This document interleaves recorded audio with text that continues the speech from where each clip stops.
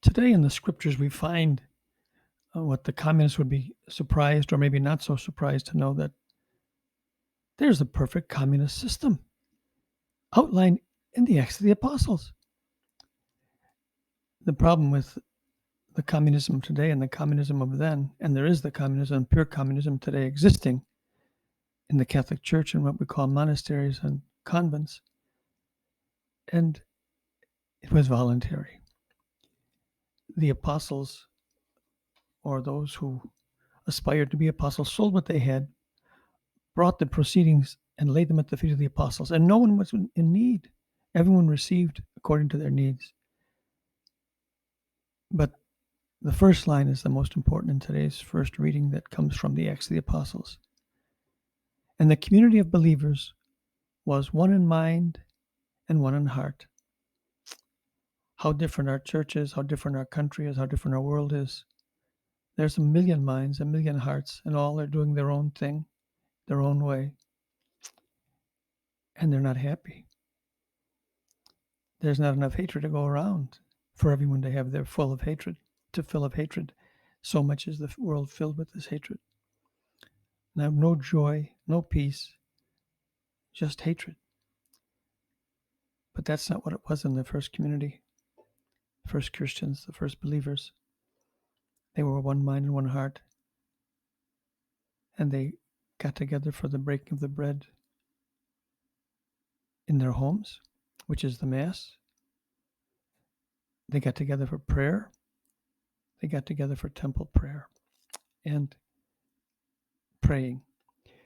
But to go back to communism, I know it's not very politically correct to talk about systems of government because we're supposed to be above that, but Jesus was not above commenting on the system of government in his time. He was a victim of the government, and yet he said, when he was questioned by the one who had power over him, "Don't you know I have power over you?" he said to Jesus. And then Jesus gives a very strange response, as all of his responses are strange and different from ours. He said, "You would have no power over me if it was not given to you by my heavenly Father." This is a Roman in a Jewish country, an occupier, an oppressor, and yet he has power given to him by God. If he abuses the power, and obviously he did, he has to be responsible for that. But power he did have, and it ultimately came from God. We have a hard time putting all this together. These different regimes and evil regimes and oppressive regimes. We wonder why the community of believers prayed for the Roman emperor and for the Roman authorities. They didn't hate them. They prayed for them. They asked God to bless them. You may not like to hear this, but we must pray for our leaders, for all the world's leaders, for communists as well as for capitalists, for Christians as well as atheists. All need our prayers. So this communist system was brought about because of the community of mind, the oneness, come with union, the union with the minds were at one, the hearts were at one. We tried it in this country, communism, one time. At the very beginning in Plymouth, the governor said everyone will work, all land will be owned together, and each one can take what they need, and everyone will work together. Well, it didn't work out. They eventually had to give everyone their farm, and you work it out, you work your farm your own way and do your own thing, because people were very lazy and it didn't work out. So don't think communism is new to this country. It was tried and failed. But where it continues is in the monasteries, where there's continual one mind and one heart, with human failings, of course. But they own everything in common. They live a common life of service. They do not hold things, but give back to the community, not the community in which they live, but the community out there. They're striving to care for the people who have needs.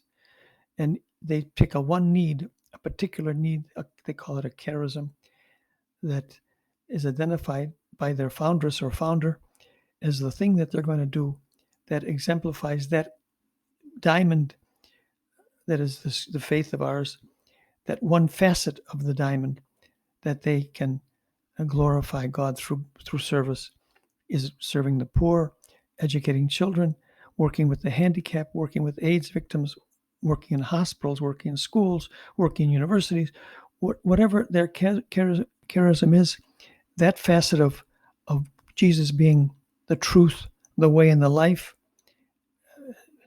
conquering sin, conquering sickness, conquering death, all those things. You can't do it all, but just try. At least these religious groups try to take one aspect and live that out. It's something to think about as we read the story of, again, witnessing. This is a courtroom. We're just in this 8th, 9th day of the witnesses. And these witnesses are so strong that their testimony convinces people today. I keep going back to the Thomas Christians because Thomas yesterday was so slow, or day before was so slow to believe, that he actually went out of his way to do the farthest and the most dangerous journey of faith of all the rest of the apostles. He went out to the ends of the earth, past the Roman Empire, past the known world, into unknown territory called India, and there on the west coast of India, facing the Indian Ocean, he settled and converted people who are faithful Christians to this very day. They call themselves Thomas Christians because he will never let Jesus down again. He will witness to him, and his witness is still bearing fruit 2,000 years later, in the witness of those Christians who bear his name as well as Christ's name, Thomas Christians. They received their faith through Thomas, the apostle, but it's the same faith that we received, alive and well 2,000 years later, because it's so strong. It was breathed into by the Spirit of God. It was a Pentecost that spread throughout the world and converted those who speak Hindi and all the other languages of India. They know Jesus from the very beginning. And we hope in one day they will all become followers of Jesus. We are missionaries from the very beginning, but the first mission is to our own hearts to be converted. We must be born again, as the gospel tells us, as Nicodemus, the teacher who didn't understand Jesus, because he came at night to find the light. You have to come during the day and look at Jesus during the day to understand him. He doesn't teach in the dark corners of the world. He preaches on the streets and in the temples in broad daylight. There's no hidden doctrines with Jesus. He tells it like it is. Love your neighbor, love your enemy, and do good to those who do ill to you. That's the witness that brings favor upon the church and upon all Christians.